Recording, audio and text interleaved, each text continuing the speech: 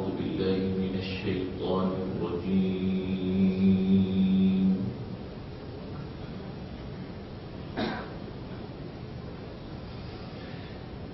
بسم الله الرحمن الرحيم.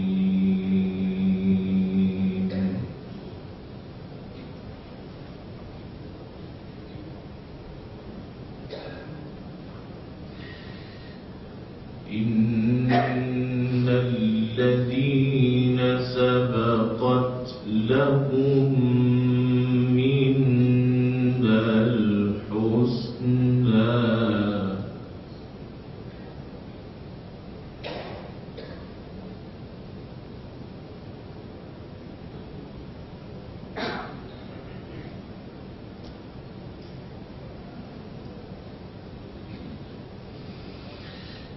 إن الذين سبقت لهم منا الحسنى أولئك عنها مبعدون.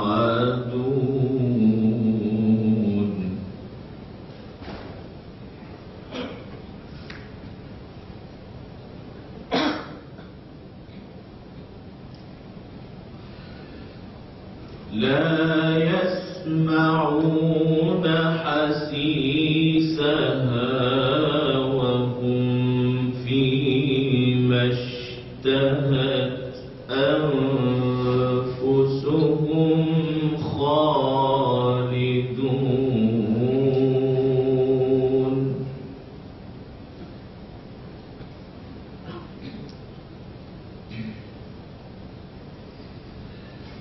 لا يحزنهم الفزع الأكبر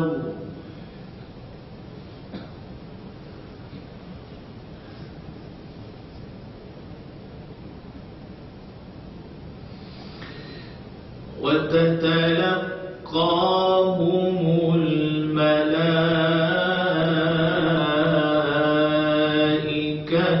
هذا يومكم الذي كنتم توعدون.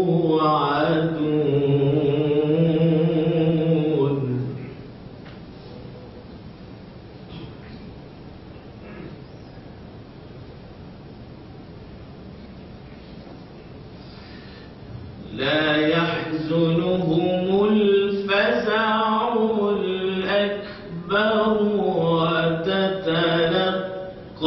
وتتلقاهم الملائكة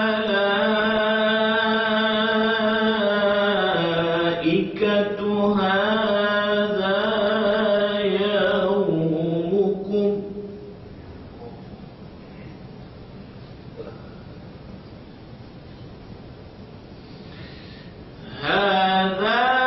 يومكم الذي كنتم توعدون.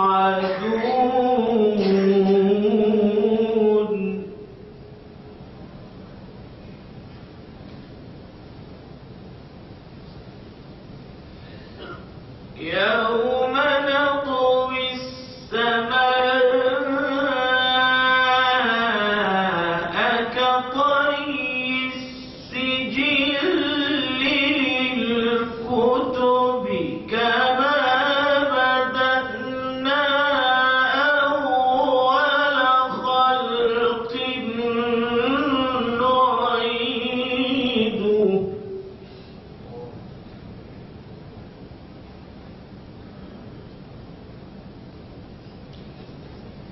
وعدا علينا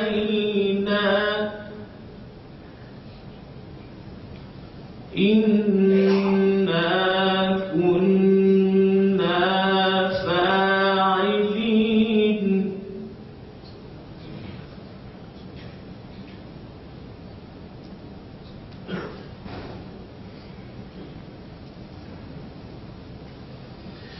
يوم نطوي السماء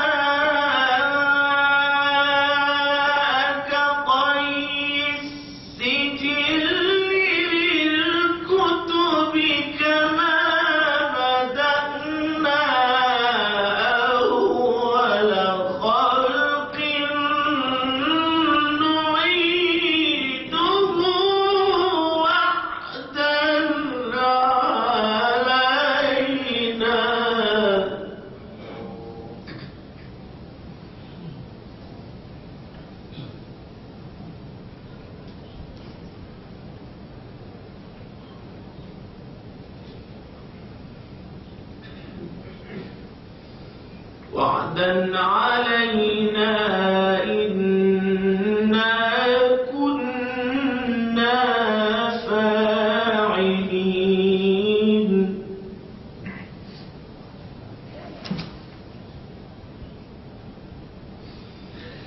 ولقد كتبنا في الزبور من بعد الذكر أن الأرض يرثها عبادي الصالحون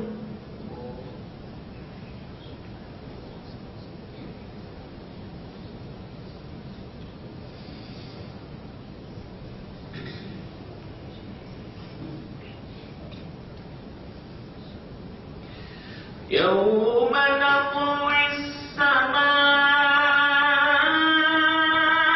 كطي السجل للكتب كما بدأنا أول خلق نعيده وعدا علينا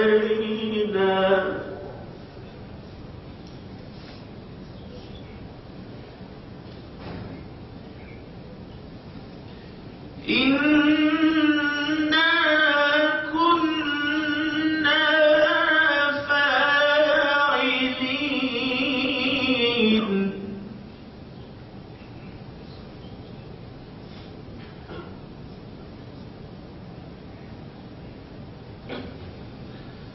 ولقد كتبنا في الزبور من بعد الذكر أن الأرض يرثها عبادي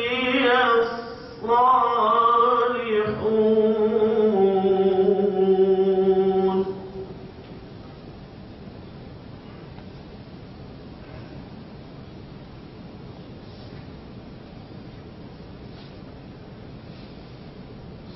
إن في هذا لبلاغا لقوم عابدين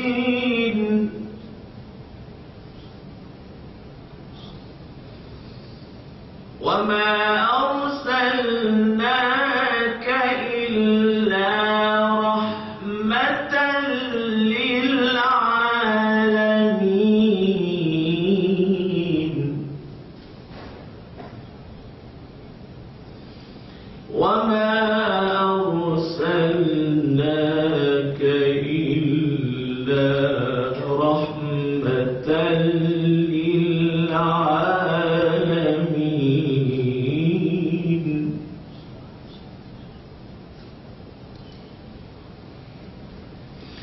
وما أرسلناك إلا رحمة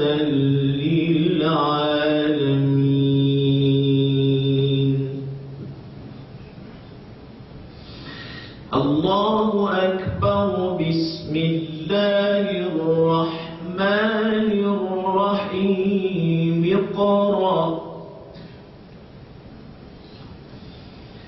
اقرأ باسم ربك الذي خلق خلق الإنسان من علق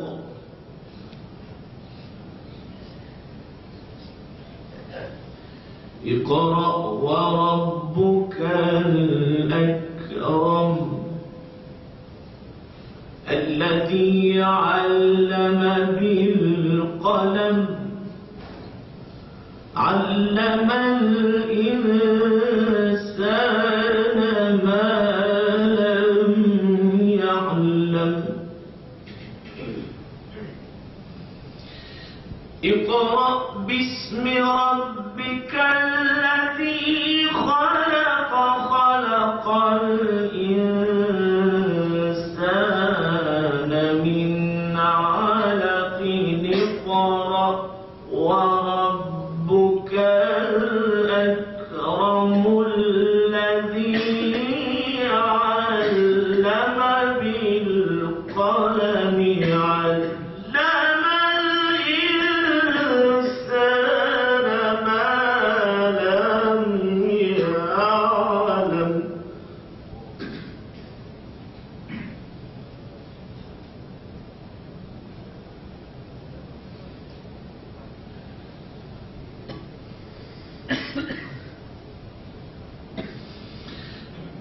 Bismillahirrahmanirrahim.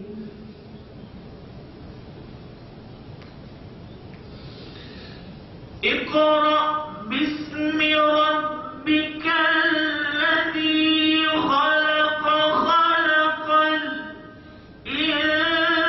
insana min 'alaqin. Iqra wa rabbukal akram alladzi 'allama bil qalami 'allama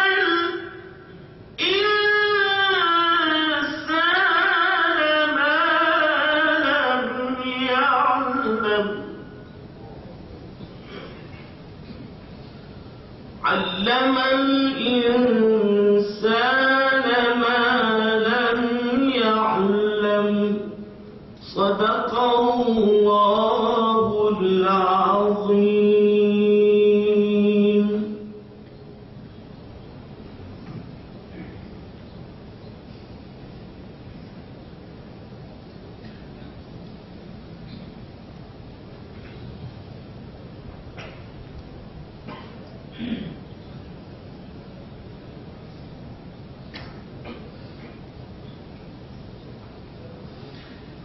Assalamualaikum warahmatullahi wabarakatuh. Alhamdulillah. Alhamdulillahi rabbil alamin. Wassalatu wassalamu ala asyrafil anbiya'i wal mursalin wa ala alihi wa ashabihi ajma'in. Rabbi shrah li sadri wa yassir li amri wahlul 'uqdatam min lisani yafqahu qawli. Alhamdulillah, syukur kepada Allah Ta'ala kerana dengan taufiknya kita dapat berkumpul pada tengah hari ini untuk bersedia untuk salat waktu Jumaat yang menjadi fardu bagi setiap yang mukallaf.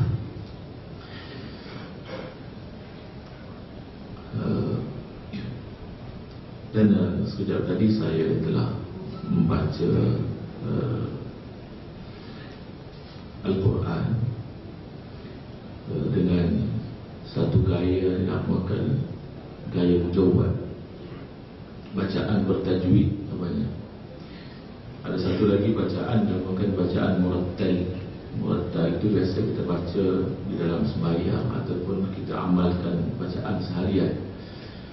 Satu lagi bacaan mujawwad, bacaan bertajwid ini adalah satu bacaan yang lebih lambat daripada bacaan murattal. Kedua-dua bacaan tadi adalah bacaan yang disepakati oleh para ulama dibolehkan, walaupun ada perselisihan pendapatnya, tetapi kedua-duanya adalah bacaan yang dibenarkan dan dia telah menjadi amalan qari-qari di tanah Arab Mesir dan kebanyakan tanah-tanah Arab dan juga sekarang ini dia sudah menjadi, ilmu itu sudah berkembang.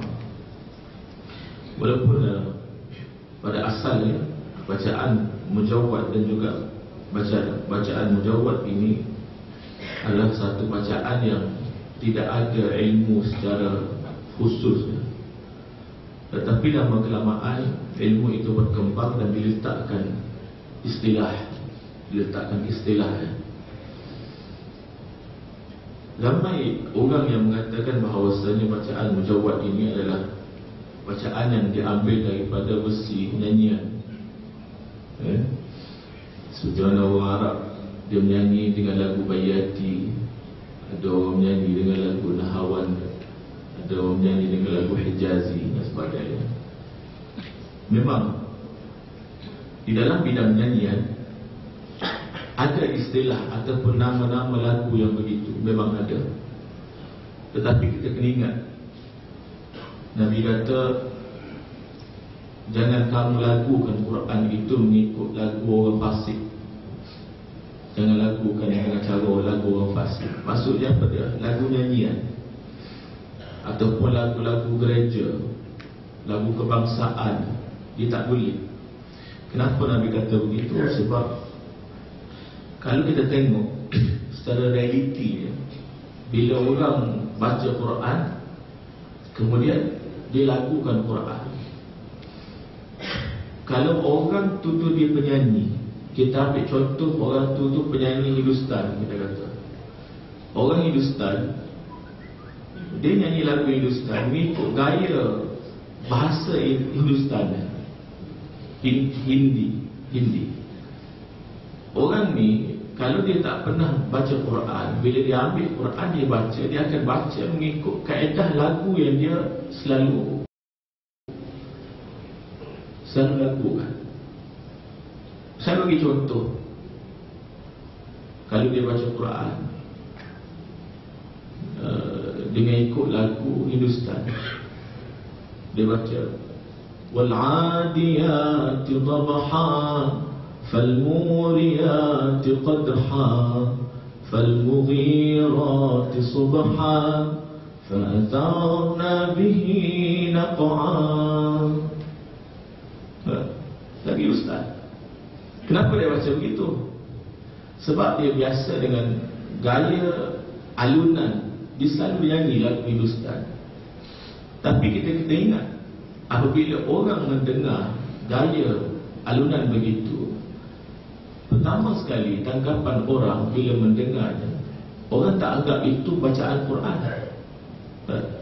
Bila orang dengar, orang tahu nyanyi ni. Orang kata begitu, orang tak kata dia baca Quran. Sama juga orang datang daripada bidang nasyid, dia selalu duduk nasyid. Bukan kata nasyid salah, tapi nak cerita nasyid tu, gaya lagu nasyid. Dia masuk kepada bidang Quran, dia tak pernah belajar lagu Quran, dia akan lagukan Quran mengikut cara nasyid. Orang dalam bidang nyanyian lagu lama, lagu klasik, bila dia baca Quran, dia akan lagukan Quran mengikut gaya lagu klasik dia, lagu Melayu lama, Ramli ke sebagainya. Dalam YouTube kita tengok, ada orang lagukan Quran dengan ikut lagu klasik. Yasin wal Qur'anil Hakim innaka laminal mursalin. Lagu lama, lagu Melayu. Kalau orang dengar, orang tak kata dia baca Quran. Orang kata dia menyanyi lagu klasik.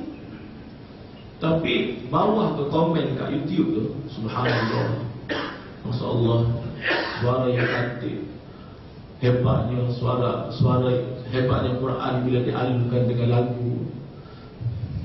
Saya sebut lain tengok. Orang menilai Quran mengikut nafsu dia, mengikut tanggapan tanpa ilmu. Dipikir telinga dia sedap dengar, oh sedaplah. Tidak, Quran mesti ditengok, diukur, dinilai dengan ilmu. Dia tak boleh diukur dengan sedap telinga, tak boleh. Sama juga kalau orang baca lagu murattal, orang pertikaikan lagu mujawwad. Kata ada setengah ulama kata haram lagu mujawwad. Sebab apa dia?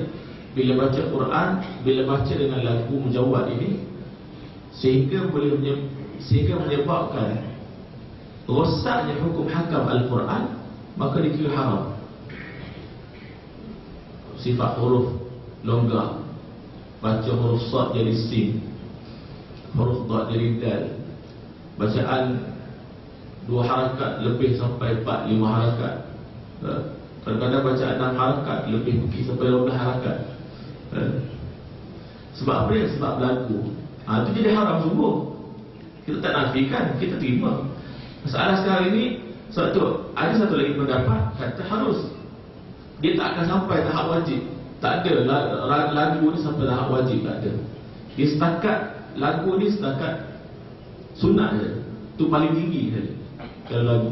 Tujuan dia apa dia? Tujuan dia untuk mencantikkan Quran. Sebab tu Nabi kata zayyinul Quran bi aswatikum. Hiasilah Al-Quran itu dengan suara-suara kamu. Nabi suruh hias. Sebab Nabi ni, Nabi tak baca senada tanpa lagu, tidak. Nabi itu dia baca berlagu, tapi bukan lagu seperti mana yang kita duduk belajar sekarang. Lagu cara Nabi lah. Lagu yang keluar secara semula jadi. Tapi lagu. Sebab tu bila orang dengar Nabi baca, seronok orang dengar. Orang Yahudi pun boleh dengar. Orang kafir, bila Nabi baca Quran, mereka berkumpul. Sebab apa dia? Nabi ni baca sedap. Nabi baca sedap. Maknanya Nabi berlagu. Cuma tak tahu lagu macam mana. Sebab tak ada orang pernah dengar kecuali para sahabat. Bila datang lagu ni, orang murattal. Tadi saya cerita pasal menjawab, orang baca dengan murattal. Dia baca murattal, tapi satu gaya lagu murattal, dia lagukan dengan lagu semata-mata suara tu keluar daripada suara hidung. Contoh orang baca Bismillahirrahmanirrahim, Alhamdulillahi Rabbil Alamin. Orang suara sedap ni, dia bawa suara sedap. Jangan kira yang orang suara sedap ni. Masalahnya dia lagukan tu, biar orang dengar, oh sedap ni. Memang tidak dikafirkan. Dalam ilmu tajwid ada dua huruf dalam bab sifat al-huruf. Ada dua huruf yang mana sifat dia adalah sifat gunnah. Sifat dengung yang keluar daripada huruf tadi. Dua huruf. Huruf mim dan huruf nun. Dua huruf ni memang sifat dia sifat gunnah. Bila kita sebut dia memang kena sebut dengan gunnah. Sebut dengan dengung, sengau. Dia sebut dengan dengung. Tak boleh sebut mim dengan nun tanpa dengung, tak boleh. Saja tak nak bagi keluar dengung. Tak boleh. Dia kena keluar. Memang bila sebut mim dengan nun, memang dia akan keluar ke hidung suara. Kalau cari makna gunnah dalam kamus-kamus bahasa Melayu, bahasa Arab, ada sebahagian daripada kamus dia menterjemahkan gunnah itu sebagai suara lunak. Suara lunak. Maksudnya apa dia? Suara ni bila dengar, lunak dia dengar. Allah menjadikan dua huruf ini masuk ke dalam Quran. Tujuan apa dia? Supaya Quran itu terdengar lunak di telinga manusia. Itu tujuan dia. Mim dan nun tu. Sebab tu kita tengok banyak kalimah-kalimah bahasa Arab dalam Quran itu sendiri ada kalimah mim dan nun. Tujuan apa dia? Nak suruh lunak dengar. Tapi ada masalah. Bila orang ni, bila dia dengar dua je huruf ada gunnah, dia tak puas hati. Kalau boleh semua huruf dia nak gunnah belaka. Akhir sekali dia sebut gunnah belaka. Bismillahirrahmanirrahim. Allah sedap ya Allah. Sebab tu kalau orang Arab datang, kita jumpa orang Arab datang jadi imam tarawih, daripada satu baris, dua baris ya. Hari kedua, hari ketiga mesti ramai. Sebab apa dia? Orang tu sedap sungguh harap dia baca.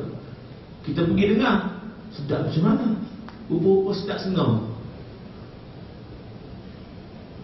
Ingat ke sedap macam mana? Rupa-rupanya sedap sebab dia sengau. Sedap sungguh dia baca, sedap sengau. Itu bukan ilmu. Kalau dia sedap tu dengan sengau, maka itu salah. Sepatutnya cari satu tempat yang mana imam dia bukan sengau. Itu sepatutnya kali ikut ilmu.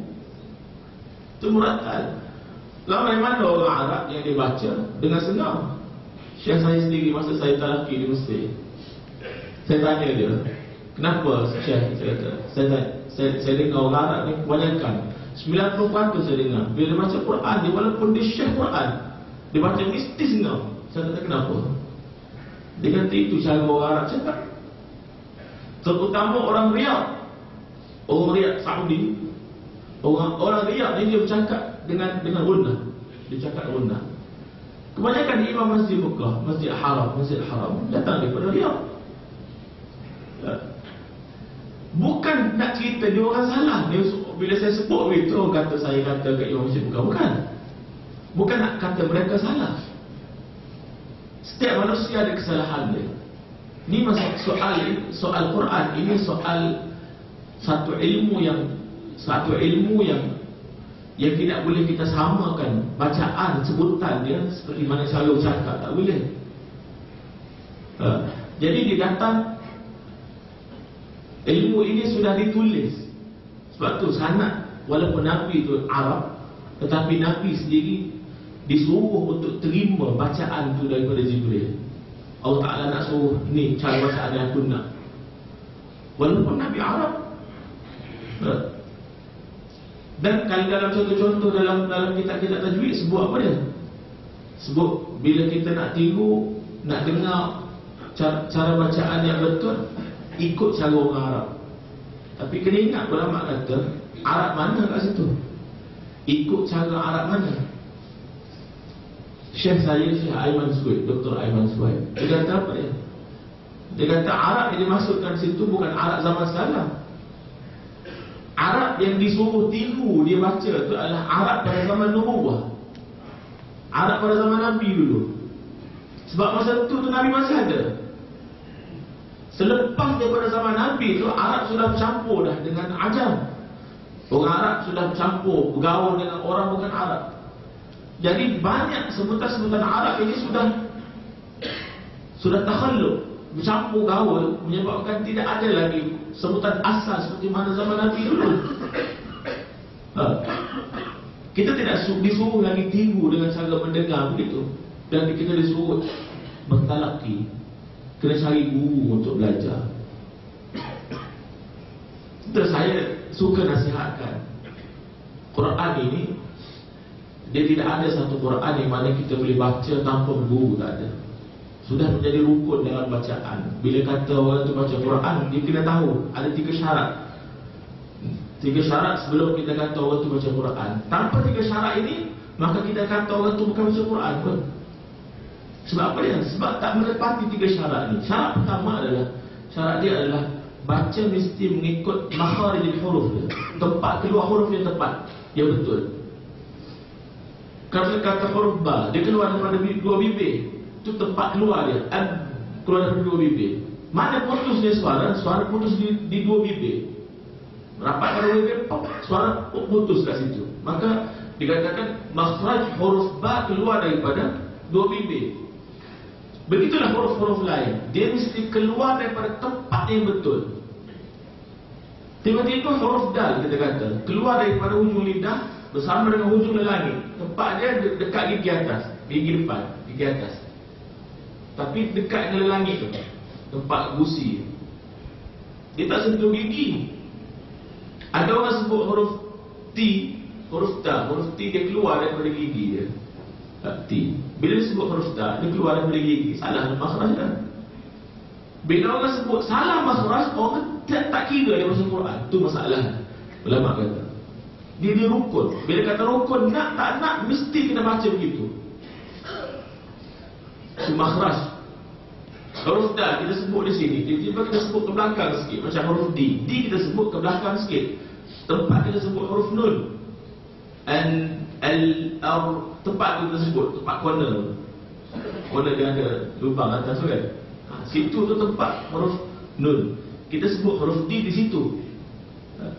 Kalau kita sebut huruf dal di situ, salah. Kita kena letak tempat tu. Macam Piramli dia sebut dalam filem Ahmad Al-Bab. Nak tahu huruf dal yang tepat, tengok filem Ahmad Al-Bab. Piramli cakap lah, dia persilakan tetamu, dia kata duduklah, duduk. Tu huruf dal yang tepat. Nak tahu huruf dal yang tepat, tu cara dia sebut da, tu bunyi dia. Kalau orang tu sebut belakang sikit, dah tak tepat makhraj dia. Kita tak kata dia baca Quran. Yang kedua, sifatul huruf. Tadi tempat keluar huruf, ini cara huruf tu keluar pula. Ada huruf-huruf yang sama tempat keluar dia. Huruf dal, huruf ta, huruf ta, sama tempat keluar dia, tempat yang sama keluar dia. Tapi kenapa bunyi berlainan? Bunyi berlainan sebab cara dia keluar tak sama. Dia panggil sifatul huruf. Huruf zai, sin, sad, sama tempat keluar, tapi bila dia keluar lain cara dia. Sebab tu bunyi dia berlainan. Huruf apa lagi?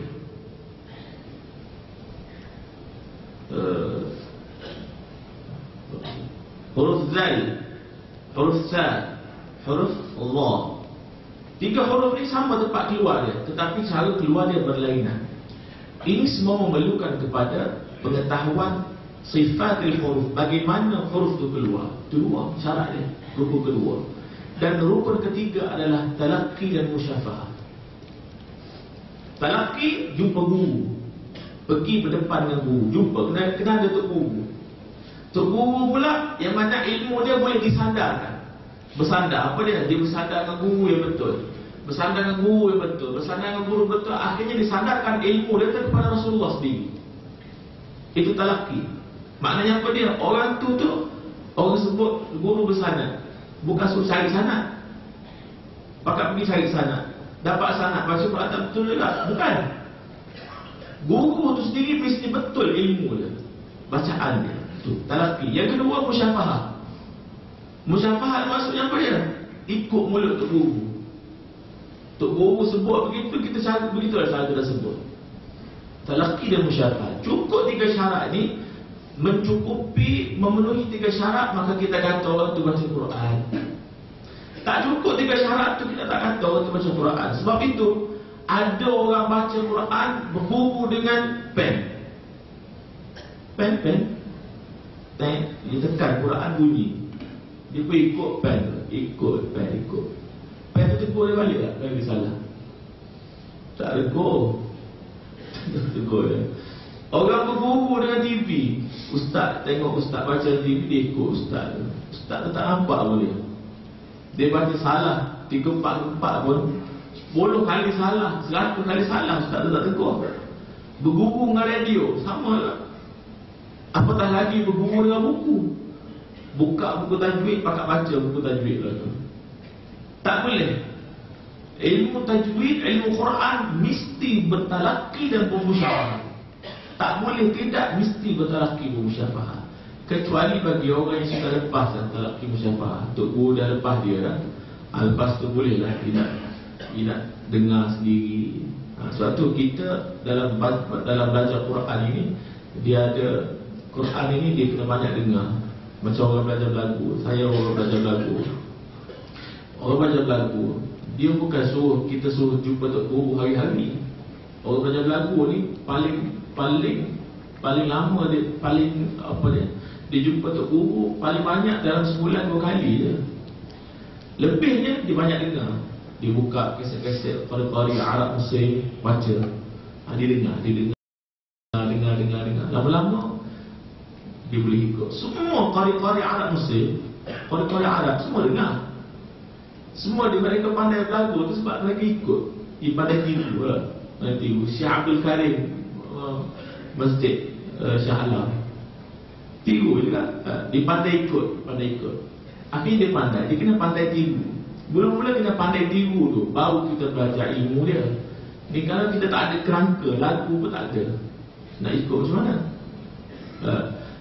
Itu antara perkara yang berkaitan dengan ilmu Quran, ilmu bacaan Quran, dan juga ilmu lagu Quran. Di Malaysia kita panggil tarannum. Kalau kita pergi negara Arab, kita tanya tarannum tu apa, dia orang tak kenal tarannum. Di Malaysia memang orang panggil tarannum, tapi bila kita pergi negara Arab, kita kena kata ilmu maqamat. Itu panggil ilmu lagu Quran. Maqamat tu adalah ilmu lagu Quran. Di Malaysia saja, dan juga di negara-negara Asia dipanggil tarannum. Selain daripada itu, negara Arab mereka panggil al-maqamat. Apapun dalam perkongsian yang pendek ini, saya mengharapkan apa yang baik itu menjadi manfaat kepada kita bersama. Dan saya mohon maaf kalau ada kesilapan bagi hadirin saya. Moga-moga kalau ada masa, ada jodoh, kita bertemu lagi. Aqul qawli hadza wa astaghfirullah li wa lakum. Assalamualaikum warahmatullahi wabarakatuh.